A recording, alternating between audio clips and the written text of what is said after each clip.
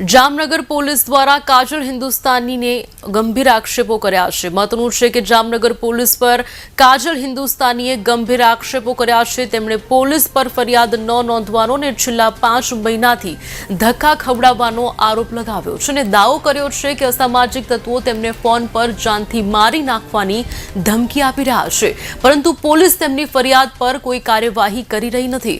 કાજલ હિન્દુસ્તાનીએ social media દ્વારા ગૃહ રાજ્યમંત્રીને રજૂઆત કરી છે। તેમણે કહ્યું છે કે જો મને કંઈ થશે તો તેની સંપૂર્ણ જવાબદારી પોલીસની રહેશે। આ વાડીને जी नमस्ते, राम राम। मैं 14/11 जामनगर एसपी साहेब ने मળી। जामनगर एसपी साहेब ने मैं બધા પુરાવા આપ્યા। મને ખુલ્લેઆમ ધમકીઓ આપે છે, ભડાકો કરીને ઉડાડવાની ધમકીઓ, મારા ફોન નંબર વાયરલ કરે છે ને ધમકી આપીને એમ કહે છે જેને જે કહેવું એક વાયરલ કરી નાખો, આને તો હું નહીં જ મૂકવામાં આવશે। ત્યારે હું સાહેબ પાસે રજૂઆત લઈને જાઉં છું કે સર આમાં મને પ્લીઝ હેલ્પ કરો, દોષીઓ ઉપર કાર્યવાહી કરો। 14/11 નું 2024 પતી ગયું, 2025 ચાલુ થઈ ગયું। 2025 માં બી માર્ચ મહિનો પણ પતવા આવ્યો છે। મેં થોડાક દિવસ પહેલા આરટીઆઈ કરી, આરટીઆઈ માં પણ મને આરટીઆઈ પીઆઈ સાહેબે પાછી બોલાવી। હું ગઈ, એમને મને એ જવાબ આપ્યો કે અમારી ઇન્વેસ્ટિગેશન ચાલુ છે। ક્રાઇમ બ્રાન્ચ ને જો ઇન્વેસ્ટિગેશન કરવામાં 4-4, 5-5 મહિના લાગે તો મને એમ લાગે છે કે આ તો આત્મચિંતન કરવું પડે ડિપાર્ટમેન્ટને કે આટલું લેથાર્જિક કેમ છે ડિપાર્ટમેન્ટ।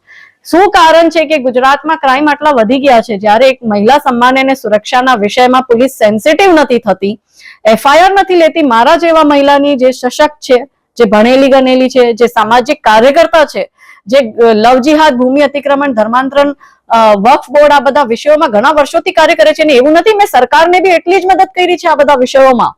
છતાં પણ જ્યારે અમને સમાજથી એવા અસામાજિક તત્વો ધમકીઓ આપે ને એમાં બી પોલિટિકલ નેતાઓ ધમકીઓ આપે તો અમારે કોની પાસે જવાનું? એસપી સાહેબને એના પછી મેં છેલ્લા 5 મહિનામાં મેં 5 ધક્કા ખાધા।